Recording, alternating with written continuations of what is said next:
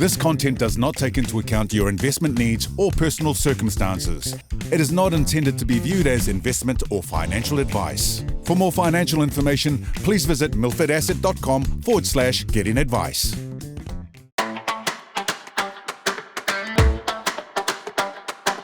Kia ora and welcome back to Laugh My Assets Off. Well, we've been learning that while money doesn't grow on trees, it can grow in an investment fund. Today we're talking KiwiSaver, a little space where I'm hiding some money for an old man called Eli. He's me at 65 years old. And joining me are two people who always put their money where their mouth is, just metaphorically because that's unhygienic. It's Caitlin Parker and Liam Robertson. How are you doing today? Good, how are you? I'm really good, and I'm really excited to talk KiwiSaver. KiwiSaver's obviously been around for quite a while. How many Kiwis has it saved so far? Because I've heard they're still endangered. Yeah, there's still a bit of work to do, but I think things are improving. Yeah. I do have a little KiwiSaver. I've just checked it to see how much cash is in there because I totally drained it to buy my house. It's got $3,000 now. I think it's got the minimum that was required for the government to match it. Should I just ignore it? Because, I mean, it feels like a little bit of nothing, that it's not going to grow that much. Well, I definitely wouldn't ignore it. I think it's hugely important, we work pretty hard for our money, generally speaking. I know you sure do. And so if you're... That's very nice of you. And working hard is a huge overstatement for what I do. Well, I definitely couldn't do what you do. But I think, look, whenever you're putting hard-earned money to work, you need to take some interest in how it's being invested and what you're doing with it. I mean, you've already seen the benefit of KiwiSaver because it's helped you get onto the property ladder. So you're kind of halfway through your KiwiSaver journey, if you like. There's two goals. You've achieved one. So now it's time to set your sights on goal number 2, which is 65-year-old Eli, as you just alluded to. You want to look out for him, and you've got plenty of time to turn that $3,000 into a hell of a lot more. You're right. I do want to look out for 65-year-old Eli. But also, it will only be when you're 65 that you'll be like, 35-year-old or 34. Sorry, I'm actually 13 days away from being 35, and I want you to respect that. You're not quite mid-30s. No, not quite. I'm still early 30s is how I describe myself. Early 30s. Well, you'll look back on early 30 Eli and realise that, for a very small contribution a month, it could have made a massive difference when you are 65. I see. So it's kind of like I would barely notice it now, that money being taken away, but I will really notice that money not being there when I'm an old man wanting to buy some model trains. Exactly. And, if you're putting that contribution in, you've already taken it out for your first home, so you can't access it. There's no dipping into that account. You're a bit short on cash or see something nice and shiny that you want to buy, like a new train or something. You can't just dip into that account and take it out. So you're making a commitment to your future, and it's really important to do. But again, it's one of those things that by the time you realise that you've made a mistake, it's too late because you're no longer earning. Yeah. And then you're just a 65-year-old with not enough cash. Exactly. Which I don't want to be. It's named after the man who started it, Michael KiwiSaver, which is so convenient that his last name was that. That's a lie. Who did start KiwiSaver? Where did this come from? It would be super convenient if he was named that. It was started by the late Sir Michael Cullen, so nearly. Pretty close. He was Finance Minister in Helen Clark's Labor government, and KiwiSaver began 1st of July 2007. So it's been around a wee while now, and it's really gone from strength to strength ever since then. So I'm definitely getting a pro KiwiSaver vibe from both of you. What is so good about it? I'm pretty biased, and I think we've only got a certain amount of time to film this episode. But is this because your grandfather was Michael KiwiSaver? not quite. But look, there's a lot of benefits to KiwiSaver. I think the main one is that the government incentivises you to join up and to contribute. So for every $1 you contribute to KiwiSaver in a year, they will match 50 cents up to you putting in around $1,040. They'll give you $520. So before you've even invested the money, before you've even taken any risk with it, you've made 50%. Now, there's no investment out there in the world that I'm aware of that can match that risk-free investment performance. So even if you're not an employee, if you're self-employed, it makes sense to join. If you are an employee, then your employer is obligated to match you up to at least 3%.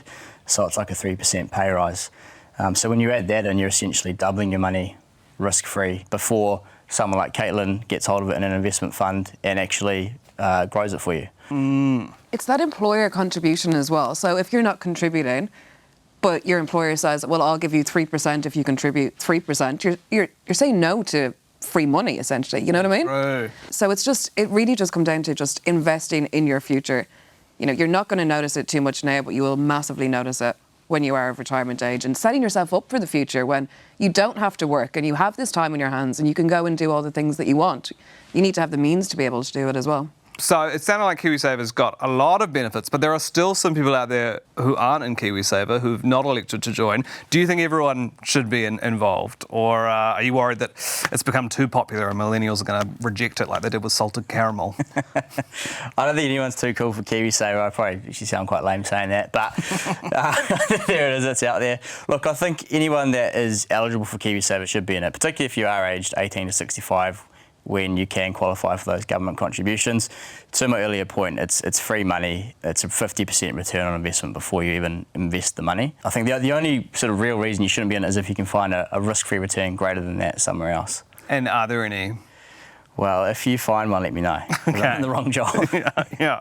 How many people missed out on the government contribution last year, or what was the dollar value of that shortfall? I'm guessing from the smile on your face that quite a few people have missed out on it. It's a lot of people, so I'm not happy about it, but Yeah. it's almost an amusing fact because I can't believe how big it is, but it's around $500 million of free government money. So free money from the government's a good thing. We need to make sure everyone's taking advantage of it. I've actually just looked at my KiwiSaver and the government contribution for last year was $450, which means that I did not put in the minimum amount I should have. Yes, you're part of that statistic. Yeah. Well, $60 of that $500,000 is me. Whoops. So, if I was to ask you guys which KiwiSaver provider to choose from, I think you guys would probably say Milford, but there's a lot of variation in the kind of results you can get from them. Is that right? Yeah, definitely. When you're looking at results in terms of the returns, one thing that I would also look at as well is your return after fee. So make sure that the return that you're looking at is when fees have been deducted as well. Oh, true. Oh, yeah. Yeah, And just- is that something? Do some companies post their returns and then not do that to trick you into thinking you're going to get more money than you actually will? Look, it's like everything. It's always worthwhile to read the detail. If you see an asterisk beside, an amazing looking figure, just go and have a read and just understand what that figure is actually representing as well. Okay. Keep an eye on the asterisks. Yeah, and a great place to view that information is the Morningstar report. So some people may have heard of it, but Morningstar are an independent research house, and every 3 months they release a quarterly report on KiwiSaver, and essentially they grade about 90% of the providers, so not all providers take part, but the majority do, and they grade us on performance after fees, first to last, every quarter. So it's a good place to get all the information from an impartial source rather than going to every provider, because there's over 30 providers, so it'll take a long time to actually compare all of them. True. There's too many. There's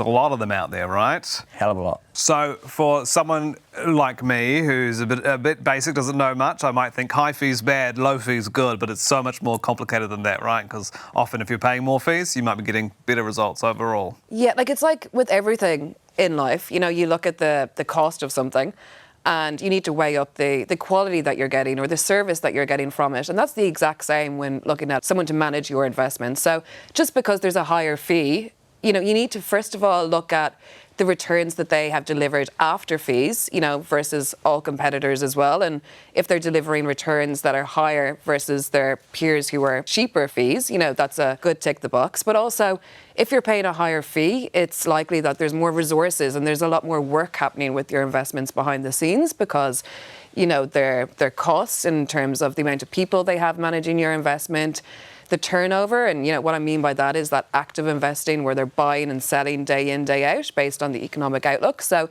there is a wide range of things to think about it, and don't just look and see company A is twice the price of company B. You need to be smart about it as well. And again, think about quality. It's like me when I order lunch. I'm like, you know what, that's cheaper, but I think it's going to do actually worse things for my body because I don't think it's real ham. That's sort of what I was thinking about this lunchtime. I've chosen my KiwiSaver because it's the same place my bank accounts are, and then that means it's on the screen when I check my accounts. Was that a good move, or am I being silly? That is a convenient move for you. Downloading another app takes seconds, and I'm sure it's something that... I don't have seconds in my day. I'm too busy. You're working hard for your money as well, so it's probably something that, you know, you're lying in bed at night before you go to sleep, you can quickly download an app and make the change, and Liam can talk to how easy it is to actually change. But convenience over your future wealth, you know, again, think of that when you're 65. That will be a decision that you will regret. Be like, I should have downloaded that app. Yeah. Should have just pencil in half an hour or an hour, you know, at some stage, and just actually sit down, think, do a bit of research, look into where you are invested, look at the options out there, you know, just pick up the phone, send an email, ask the questions you want, and just actually invest that time in yourself. You know, it's very quick, and there's a lot of resources out there that can actually help you. Because I feel like one of the things that's held me back as well is that I've thought to change my KiwiSaver to another provider might be quite a bit of effort, but is it actually not that bad? Super easy, mate. You take 5 minutes to fill in an application form with your new provider, and they do the rest. So they'll contact your current provider.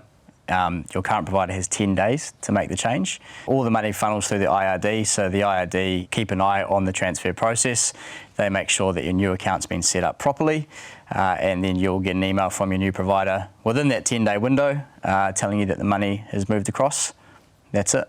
Super simple. Some people with their KiwiSaver, they don't even make a choice on what fund they're in. There's just a default fund. How do they work out which fund is the default fund? What is the default fund? Yeah, so the government every 6 years sets the new default regime, so to speak. And so you can apply to be a default fund, and if the government grants you that licence, if you like, you are one of a number of default funds that anyone who joins KiwiSaver but doesn't choose who they want their provider to be will be allocated to. So at the moment there's 6 default providers, so you've basically got a 1 in 6 chance of going to one of those providers and their funds. At the moment, a default fund is a balanced fund, so you'll definitely be in a balanced fund, but which provider you're with, that's a game of chance. And so it's most common with people who start a job for the first time, so school leavers, things like that. Their employer will give them a KiwiSaver form. They say, yep, I want to give 3% into KiwiSaver.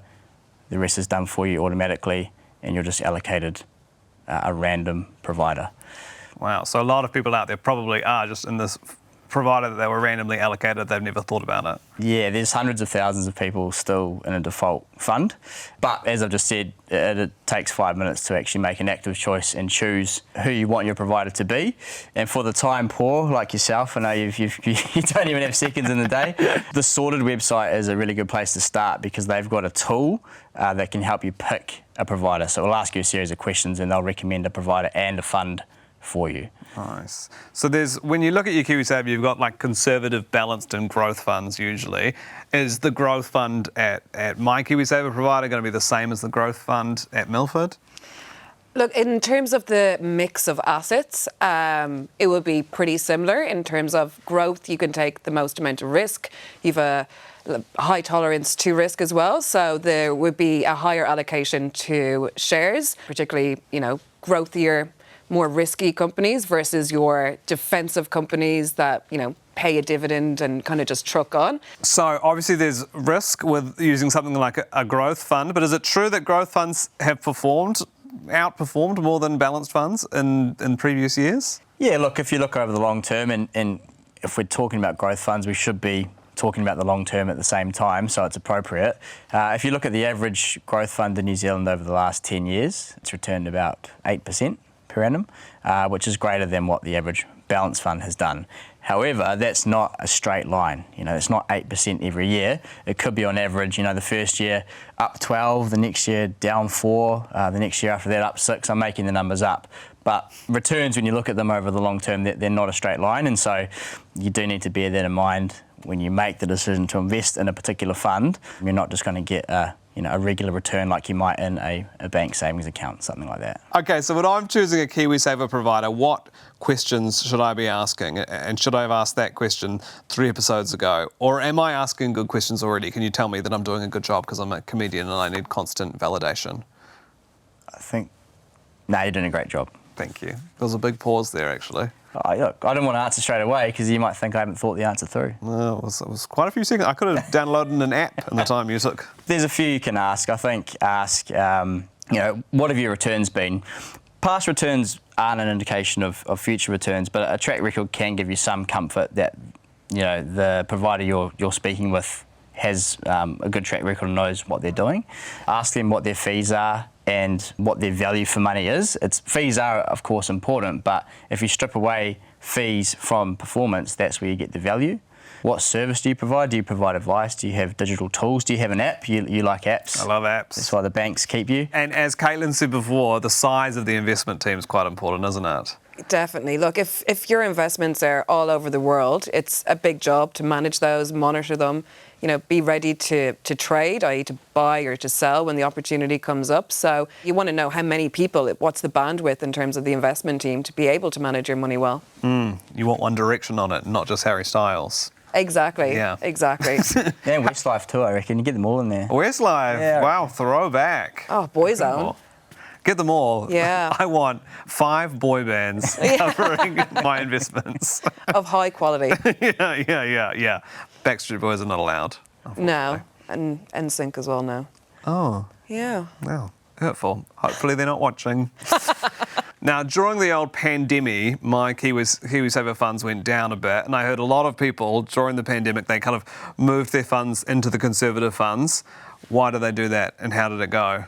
Look, I think they did that because it's human nature. You see a huge drop in your balance and you panic and you think, I'm going to make a flight to safety, you know. And so that's what many people did. The problem with doing that is that you lock in your losses. So if your funds drop 20%, it's only a paper loss until you actually sell the units in that fund. When you move from a growth to a conservative fund, for example, you're selling all the units in that growth fund and then using that money to buy units in the conservative fund. So that's the first problem. The second problem is that when the market recovers, which, I mean, we weren't to know, but it actually recovered only a couple of months later. The conservative fund doesn't have as much of an exposure to shares. It's typically only 20% shares, whereas a growth fund is about 80%. So when the market recovers, you don't benefit from as much as of that recovery because you've got less assets in that recovery, so to speak, in that rising tide. So you sort of get burnt on the way down and then you get burnt when the market recovers as well. So touch wood, but if we ever have a situation like that again, I encourage everyone to contact their provider and first talk it through, get some advice, because it can be quite a costly decision. Yeah, and you've got to be thinking about 65-year-old you, right? Always. Yeah, we were in a position where we all had to use that KiwiSaver right away.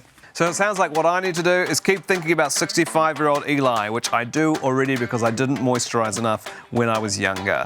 Thank you, Caitlin. Thank you, Liam. It's been a great one. Next time we're talking barbecue chat. We're talking the macro of investing. We're going to get definitions for some of those tricky terms we might not understand. We'll see you back here very soon.